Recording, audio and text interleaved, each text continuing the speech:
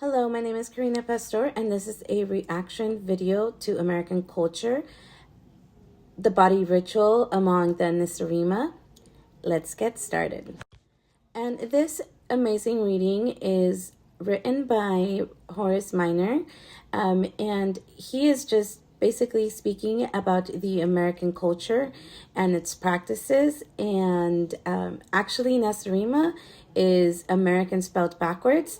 It's just basically he's critiquing the ways of the cultures and just making it sound so amazing, so exotic or strange, just like when we would see Corwin with his crocodile and how excitingly he would speak about animals. Just in that same way, the writer here is speaking about American culture. But not only is he just critiquing, he is describing everyday American practices and making it sound strange, just even though there are normal everyday things for us, right? So for example, just like the practices of visiting a dentist, brushing the teeth, these are described as unusual rituals, but obviously these are day-to-day things that American culture practices, right? So he just makes us look at our own culture and practices and how we may be seen or perceived by outsiders. And it's very interesting, a very interesting cultural study, definitely thought-provoking, and it helps us to consider how people will see us, or to consider what may be normal to us may be seen different in someone else's eyes. So definitely just being empathetic, I guess. Also, even though totally different things, right? But just like being able to be accepting of everybody's beliefs and ways of living. So as a Hispanic, a Mexican Hispanic, the communication practice in our culture is completely different. It is very traditional. The way that we greet each other, it's coming to give a hug, a kiss on the cheek, or handshake when we are greeting someone. Even if we don't know them very well, we just automatically go and say hi and give them a hug and a kiss.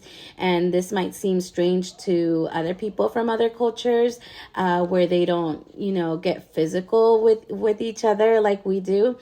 And this is a ritual that shows how important family is, how Hispanics consider relationships very important, or how relationships are important in the Mexican culture. So again, just in Mexico or Mexicans, we tend to express warmth and affection in our greetings, and it reflects the cultural value of community, trust, personal connections. And in many Mexican families, these greetings are part of how we make people feel welcome, especially when they're coming into our home. Like we automatically, bring them a glass of water or whatever we have of food in our kitchen. We want to feed them. That's our love language. And so definitely maybe not something that other cultures may practice, but this is our love language for sure, or our unique ritual. And definitely these practices have changed over time, just because maybe back in the day, where my family comes from, a little town, just people lived so close to each other. Everyone knew everybody. Being able to greet each other when they saw each other, talk to one another, is definitely a ritual that they would practice. But over time, the influence of technology and just bigger cities and busy lifestyles, the way people greet each other may not be the same in the big city, like in Mexico City, as they would in the little town where my mom is from, right?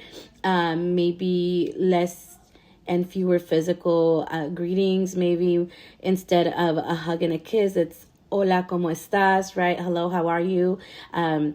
or through a text message, just because technology has changed so much. So these greetings can make it feel less personal for sure. Well, it is definitely very difficult to say whether these changes are good or bad for Mexican culture.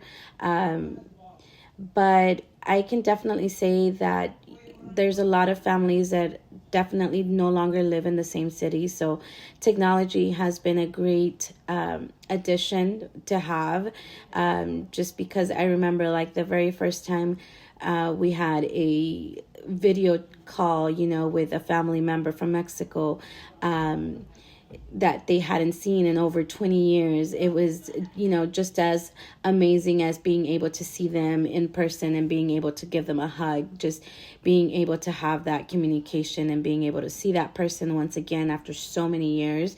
It definitely had a positive effect in the family and being connected. But again, it's not the same as having that personal touch, face to face greeting, that joy that brings us.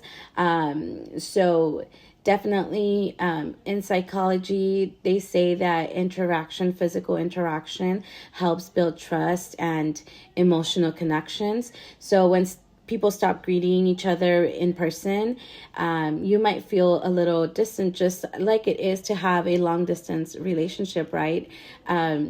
It is not the same as being able to see the person whenever you can, or being able to say, let's get together, and just having a relationship grow, versus being so far away, just not being able to see that person.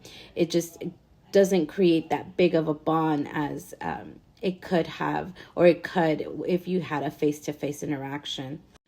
But on the other hand, many of us could argue that it is definitely beneficial, especially like I mentioned before, when people live very far away, and have very busy schedules, or maybe your father or your grandparent, they're no longer able to travel, and the only way of communication and being able to keep that relationship is through, technology and video chatting and whatnot.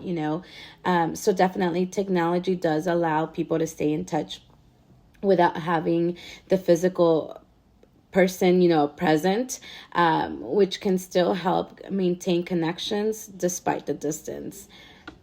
To wrap up, the changes in greetings and practices in Mexican culture highlight how society is shifting in response to technology and modern life. So, traditionally, greetings like hugs and kisses help build strong personal connections and show respect, especially within the family members.